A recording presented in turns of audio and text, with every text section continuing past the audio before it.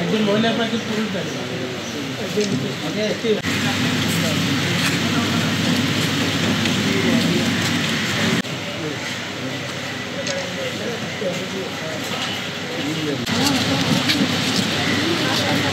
দেখে কাজ করে এটি সাগর সেন্ট মার্টিন দ্বীপের সকল স্তরের জনগণ, ছাত্র ও কর্মজীবী মানুষের সম্পৃক্ততায় গত 11 মে 2025 হতে 7 দিনব্যাপী বিশেষ কর্মশালার আয়োজন করেছে। উক্ত কর্মশালার আওতায়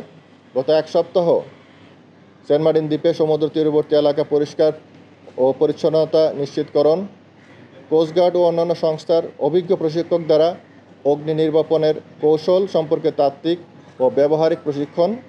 এবং মহড়া, প্রাকৃতিক দুর্যোগের পূর্ব সতর্কতা ও বিভিন্ন প্রস্তুতিমূলক ব্যবস্থা ও দুর্যোগ পরবর্তী করণীয় এর উপর কর্মশালা, মাদকাসক্তির ক্ষতিকর দিক, যুব সমাজের উপর ক্ষতিকর প্রভাব,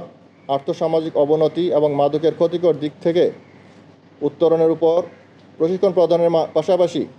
ভাদ্র আশ্বিন মাসে কুকুর প্রজননের সময় প্রাকৃতিক উপায়ে কুকুরের বংশবৃদ্ধি রোধে করণীয়, সমুদ্র ও পরিবেশ দূষণ এবং দূষণ রোধে করণীয় সম্পর্কে আলোচনা সভার আয়োজন করা হয়। এছাড়াও সেন্ট মার্টিন দ্বীপের পূর্বপাড়ায় কেয়া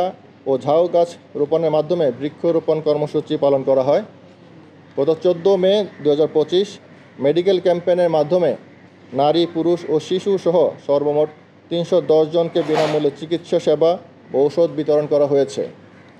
আজ 17 মে 2025 মাদকাসক্তির উপর আলোচনা শেষে 150 জন দুস্থদের মাঝে ত্রাণ সহায়তা বিতরণের মাধ্যমে 7 দিনব্যাপী এই কর্মশালা সমাপ্ত করা হচ্ছে।